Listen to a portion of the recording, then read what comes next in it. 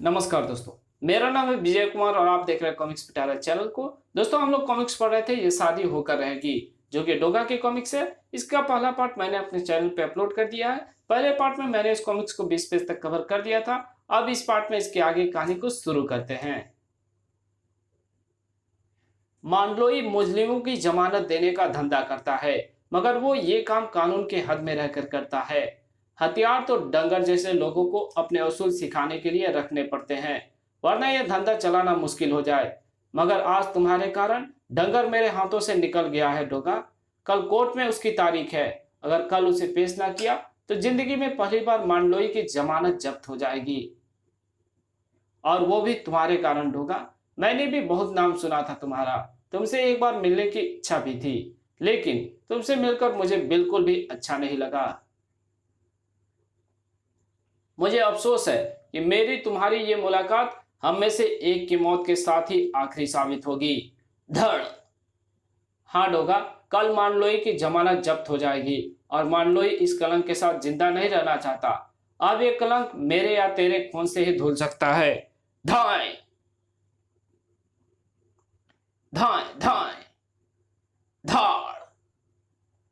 डोगा ने मांडलोई वाले रिवॉल्वर को लपका और चाहूं तो बची गोलियां तुम्हारे खोपड़ी में उतार दूं, लेकिन मैं ऐसा नहीं करूंगा। चलो मेरे साथ। कहां ले जा रहे हो मुझे? देखो, पहचानो इसे, ये तो डंगर है।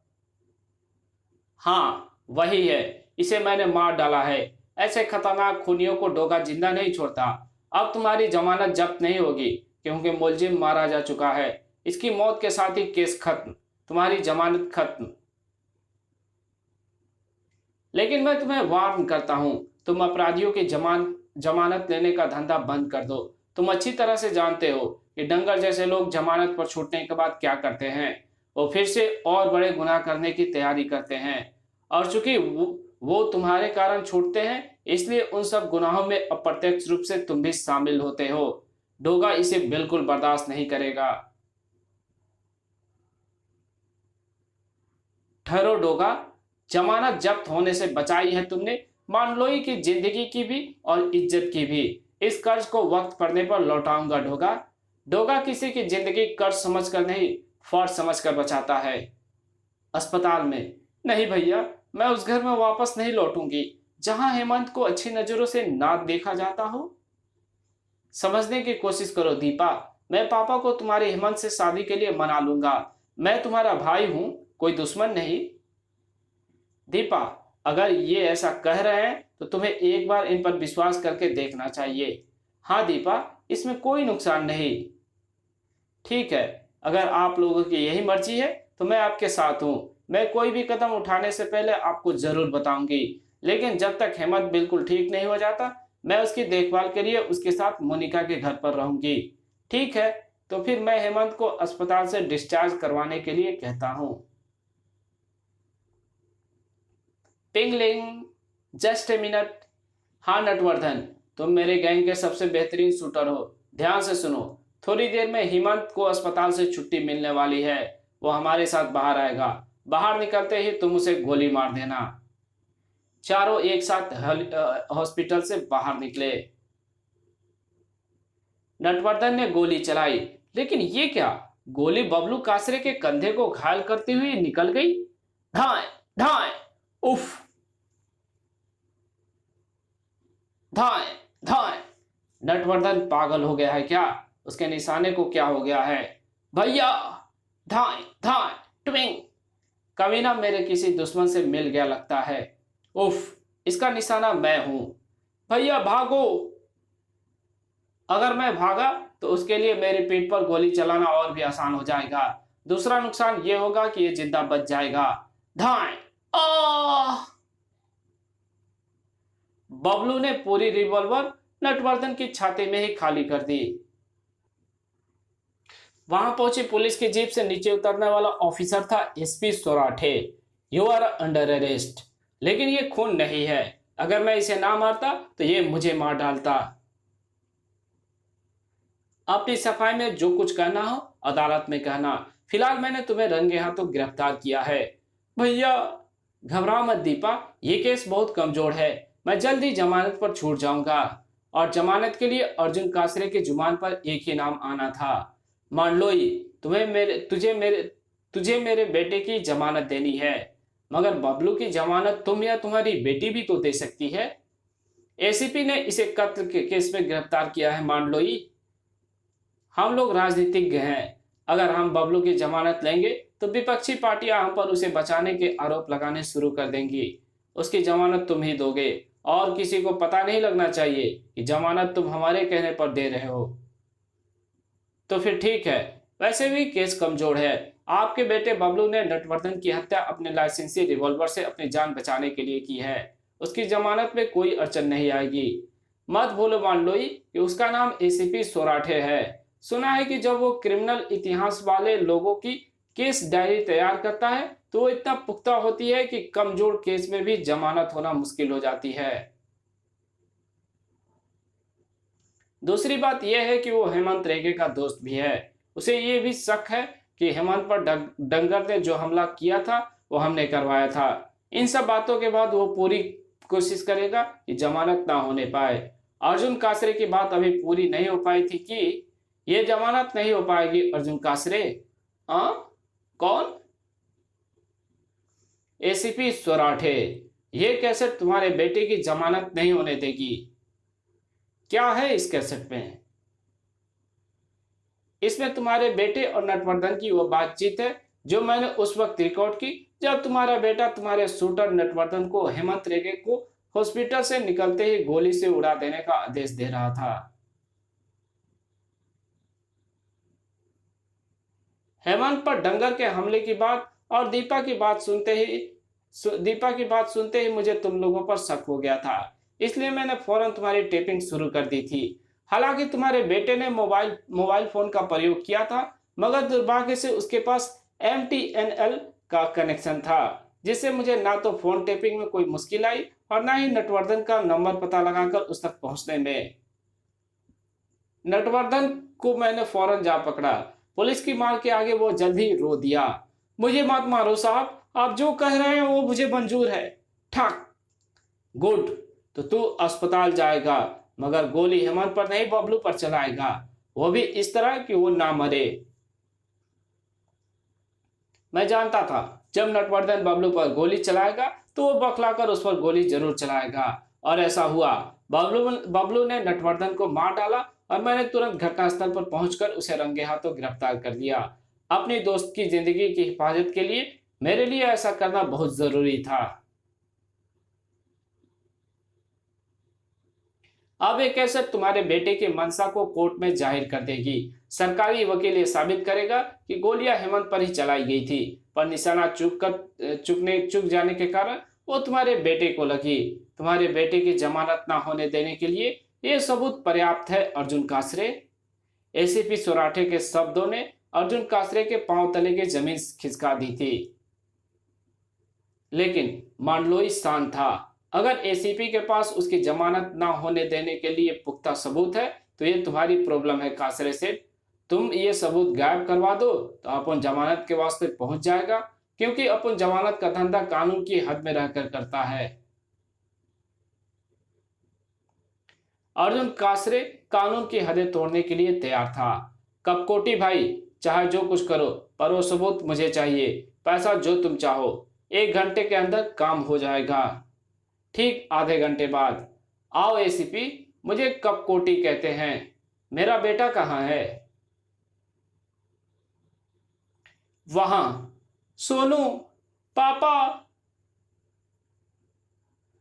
अगर अपने बेटे की सलामती चाहते हो तो वो रिवॉल्वर और कैसेट फौरन मेरे हवाले कर दो, वरना हम तो तुम्हारे यहाँ तो मरेंगे, पर बचेगा तुम्हारा सोनू भी नहीं। कल बबलू की जमानत हो जाने के बाद सोनू तुम्हें सही सलामत वापस मिल जाएगा। लाओ जल्दी से वो रिवॉल्वर और कैसेट मुझे दे दो। हम्फ। और अगर ना दो तो अंजाम देखने के लिए अपनी निगाहें ऊंची कर लो। तुम अपना अंजाम नहीं देखना चाहते क्या? तो अंजाम देखने के लिए अपनी निगाहें ऊंची कर लो। Oh no. ये तो मेरा आदमी है, सोनू कहाँ है? इसका यह हाल किसने किया? तभी डोगा के एक हाथ ने उस गाड़ी के नीचे अपना हैंड ग्रेनेड फेंक दिया था। मैंने डोगा, आपने आदमियों को मुझे गोलियों से भून डालने को नहीं कहोगे कपकोटी? भून डालो दोनों को। बुम! अपनी जन्म पत्री किसी पंडित को पढ़वा कर यहां आते तो अच्छा रहता, तब तुम्हें पता चल जाता कि आज की रात तुम्हारे लिए कितनी अशुभ है। नहीं डोगा, इसका बयान मेरे लिए एक और पुख्ता सबूत होगा जो इसकी और इसके बॉस बबलू कासरे की जमानत की रही सही उम्मीदों पर भी पानी फेर देगा। ये बताएगा सोनू की किडनैपिंग में किसका हाथ था। चुम! आ!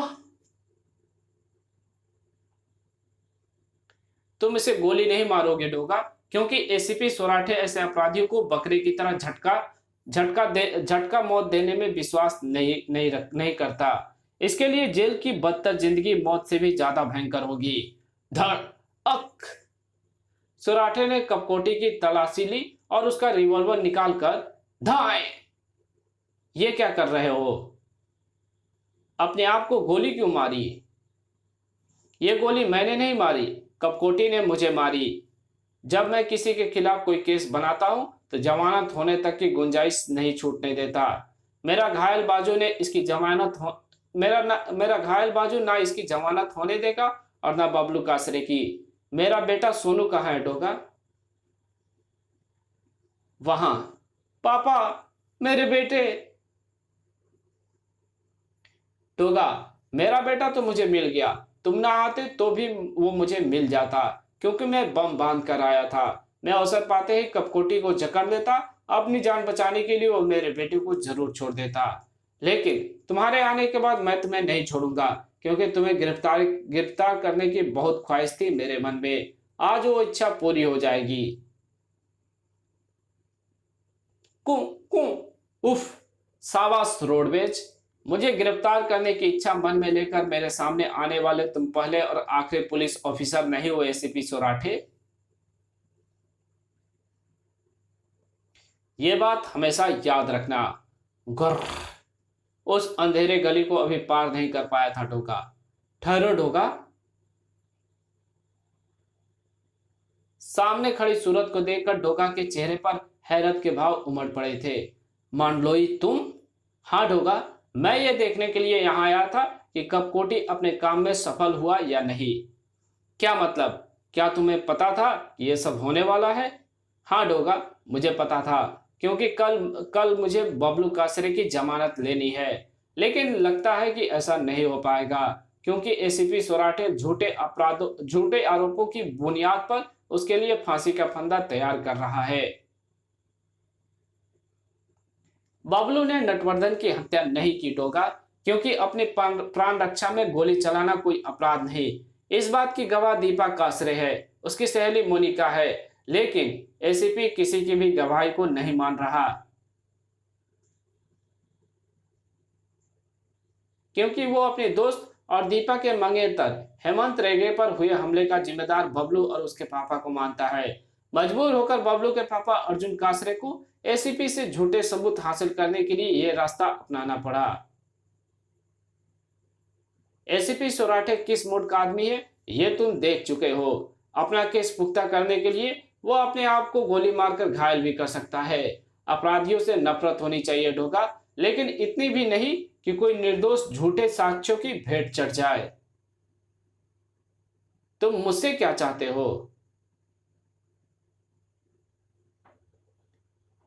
तब तक बबलू कासरे की जमानत नहीं हो सकती जब तक वो रिवॉल्वर और वो कैसेट एसीपी के पास है।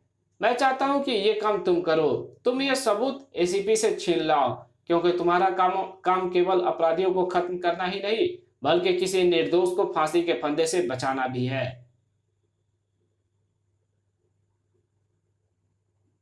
इस बात का फैसला मैं मोनिका से बात करने के बाद करूंगा। मोनिका उठो। उह, चीखना नहीं, मैं डोगा हूं। उह, डोगा, तुम यहां इस वक्त? हाँ, मुझे इसी वक्त ही आना था। क्योंकि सुबह बबलू कासरे की जमानत होने से पहले मुझे कोई निर्णय लेना है। बेचैन मोनिका भी थी। दीपा का भाई बबलू इस मामले में बिल्कुल निर्दोष है सूरज। जो कुछ हुआ था मेरी आंखों के सामने हुआ था। मैं जानती हूं कि बबलू ने नटवर्धन पर गोली अपनी जान बचाने के लिए चलाई थी। अब वो सबूत डोगा को एसीपी से हासिल करने थे। उफ उफ कू कू उफ गर्र। शाबाश, चारों ओर फैल जाओ, जैसे ही बुलाऊं अंदर आ जाना। बिवेयर ऑफ डॉग्स, यानी कुत्तों से सावधान रहें। डोगा उस बोर्ड पर लिखी चेतावनी के मायने बदल देने वाला था। यानी अब घर के लोगों को अपने ही कुत्तों से सावधान रहने की जरूरत थी, क्योंकि कुत्ता अब डोगा के साथ था। डोगा मेन गेट खोलकर अंदर आ गया था। उफ घर, उफ घर। तेरा नाम हाउंड है, ठीक है, मुझे स्वामी के कमरे में ले चल। उफ घर। मेरे पीछे चले आओ डोगा। डोगा कुत्तों से बात कर सकता है। दरवाजा लॉक्ड है, लेकिन मेरे लिए इसे खोलना मुश्किल नहीं। अरे हाउंड मुझे यहां पहुंचाकर कहां चला गया? वो अपनी ड्यूटी पर वापस लौट गया होगा। कू कू। अब मुझे अपनी ड्यूटी पूरी करनी है। क्या बात है हाउंड, तू यहां क्या कर रहा है? इस कहानी को यहीं खत्म करते हैं। इसके आगे कहानी पढ़ेंगे इसके पार्ट 3 में। तो मिलते हैं पार्ट 3 में, तब तक के लिए बाय। चैनल पे नए हो तो प्लीज सब्सक्राइब कर हमें सपोर्ट करना और साथ में लगे बेल आइकन को जरूर प्रेस कर देना। वीडियो अच्छी लगी है तो इसको लाइक कर देना और जहां जरूरत हो तो इसको शेयर कर देना और एक अच्छा सा कमेंट भी कर देना। Thank you very much video देखने के लिए।